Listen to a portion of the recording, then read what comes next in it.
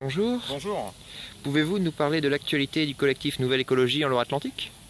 Alors oui, en Loire-Atlantique, nous avons une assez forte actualité au niveau du collectif Nouvelle Écologie et de l'environnement général, puisque nous avons eu le 26 juin dernier une consultation populaire concernant le projet d'aéroport Notre-Dame-des-Landes.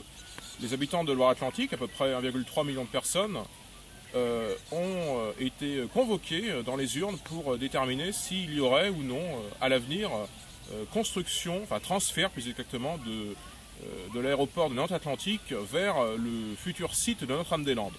Le Front National et le collectif Nouvelle Écologie soutenaient la position du non. Nous nous sommes assez longuement expliqués sur ce sujet. Nous avons d'ailleurs organisé une conférence de presse le 17 juin, à quelques jours du vote, pour expliquer notre position. Et surtout, nous contestions le périmètre d'organisation de cette consultation, puisque nous disions, patriotes, nous disons, d'accord pour une consultation, mais faisons-la à l'échelle de la région des Pays de la Loire et de la région Bretagne, puisque ces deux régions cofinancent le projet d'aéroport. Il est anormal que seuls les habitants de Loire-Atlantique soient consultés, c'est antidémocratique. Donc nous contestions le périmètre, mais qu'a donné l'issue des urnes? Eh bien, c'est le vote oui majoritaire. Il y a eu à peu près 55% de vote oui. À Nantes, c'était beaucoup plus serré, puisqu'à 100 voix près, on n'arrivait pas à déterminer le vote oui ou non. Mais je crois qu'une des conclusions de ce vote qu'il nous faut respecter, c'est qu'il faut prendre acte de ce vote.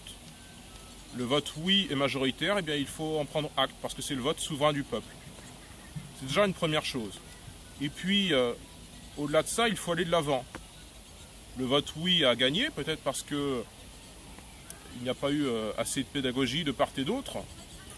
Et aussi, j'en suis certain, parce qu'il y a une fausse opposition qui est celle de la ZAD, des zadistes, qui quelque peu caricature la position, enfin, qui caricature quelque peu l'opposition à ce projet d'aéroport et qui ne rend pas service aux opposants sincères et aux opposants les plus politiques à ce projet d'aéroport.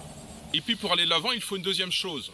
Il ne faut pas se contenter simplement de demander le démantèlement de la ZAD, même si c'est important. Il faut aussi maintenant que se fassent les nouveaux franchissements de la Loire. Et cela, la nouvelle majorité régionale l'a promis. Eh bien, il faut la prendre au mot. Il faut la prendre au mot en jetant demain de nouveaux ponts sur la Loire, parce que les ponts actuels de Cheviré et de Saint-Nazaire sont trop engorgés et qu'il faut bien sûr de nouveaux franchissements. Ça, c'est de la politique concrète, c'est ce que demandent les Ligériens au quotidien. Et ce débat sur la question du projet d'aéroport Notre-Dame-des-Landes doit permettre de rendre concrète cette réalité.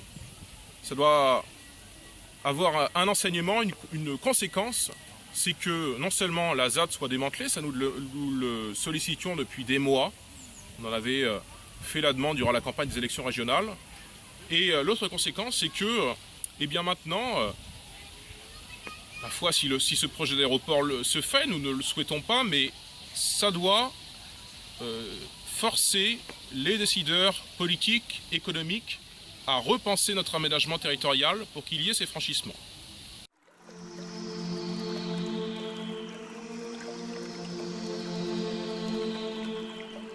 Et sinon, auriez-vous un mot sur l'écologie au niveau national? Oui, bien sûr, on a là aussi une actualité assez chargée. J'aimerais revenir quelques instants quand même sur ce phénomène politique qui est M. Macron. Parce que tout le monde en parle, et tout le monde a raison d'en parler, compte tenu de son attitude, qui est un petit peu, on pourrait penser, un manque de solidarité vis-à-vis du gouvernement. Et qui, quand même, politiquement, philosophiquement peut-être, traduit certaines choses sur ce qu'est la politique du gouvernement.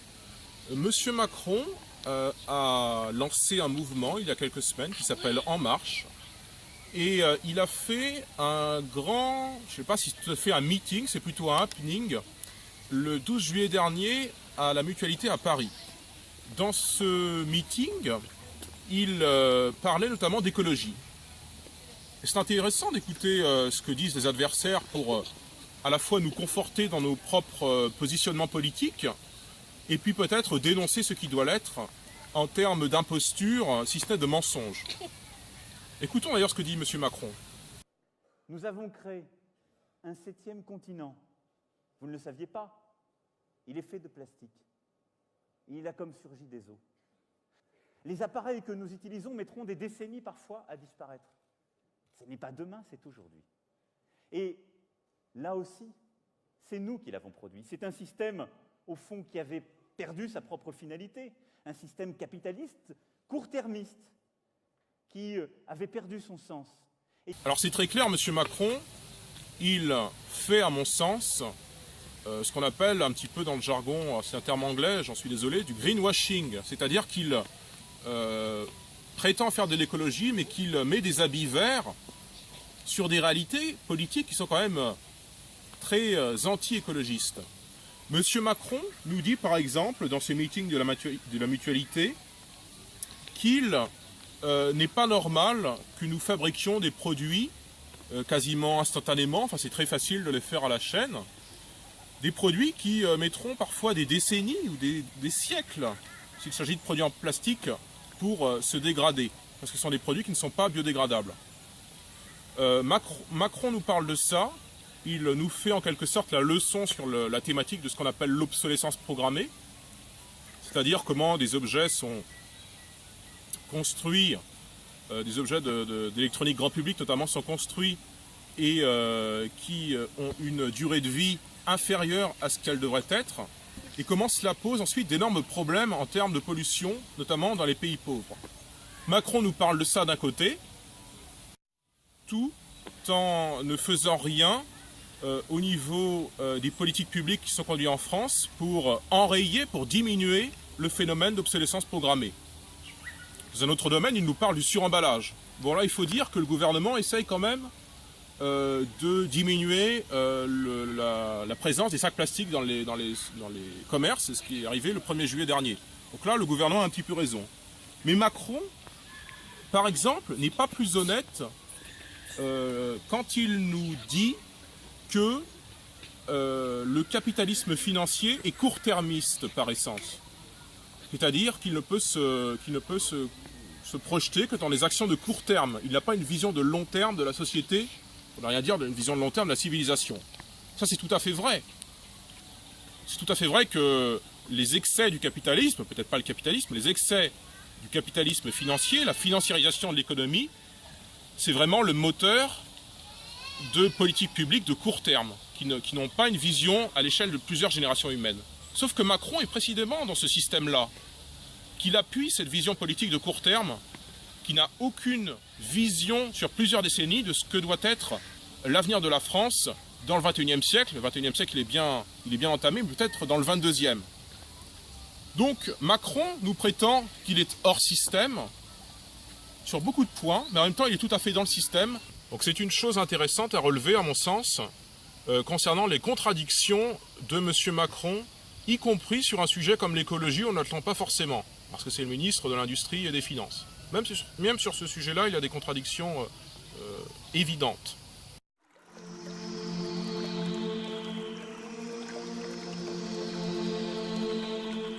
Et sinon, pourriez-vous nous en dire un peu plus sur le programme de Nouvelle Écologie à la rentrée ? Oui, on va là aussi avoir un programme assez chargé. On a eu un printemps chargé, on aura un automne chargé. D'autant plus qu'il y a une élection présidentielle naturellement en avril et en mai 2017.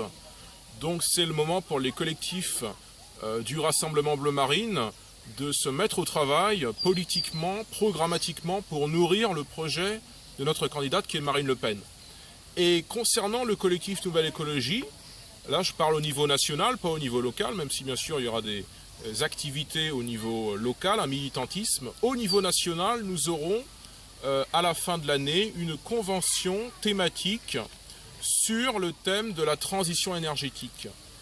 C'est important pour le Front National, pour le collectif Nouvelle Écologie, d'accompagner cette transition énergétique à condition de ne pas le faire n'importe comment et de ne pas être dans cette vision un petit peu soit dogmatique des Verts, soit un peu utopique des socialistes qui s'en servent comme d'un outil d'alliance avec les Verts mais qui ne se préoccupent pas trop de transition énergétique. Tous ces gens-là veulent faire une transition écologique et énergétique sans se questionner sur la pertinence des nations comme outil permettant précisément cette transition.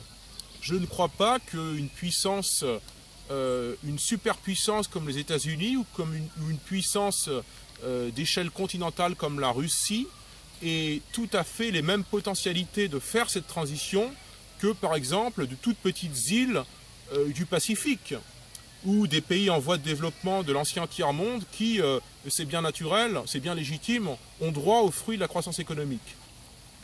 Je pense qu'il faut avoir un peu plus de pragmatisme. En écologie, il faut avoir du pragmatisme. Il faut considérer la réalité des souverainetés nationales.